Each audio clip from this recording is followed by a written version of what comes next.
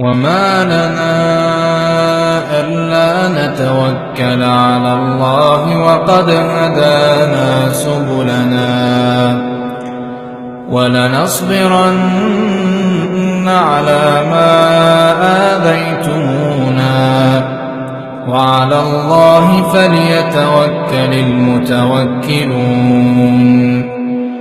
وقال الذين كفروا لرسلهم لنخرجنكم من أرضنا أو لتعودن في ملتنا فأوحى إليهم ربهم لنهلكن الظالمين ولنسكننكم الأرض من بعدهم ذلك لمن خاف مقامي وخاف وعيد.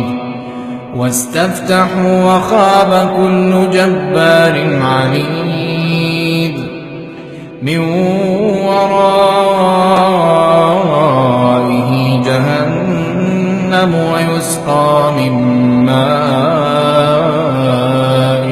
صديد يتجرعه ولا يكاد يصيبه ويأتيه الموت من كل مكان وما هو بميت ومن ورائه عذاب غليظ. مثل الذين كفروا بربهم أعمالهم كرماد اشتدت به الريح في يوم عاصف لا يقدرون مما كسبوا على شيء ذلك هو الضلال البعيد.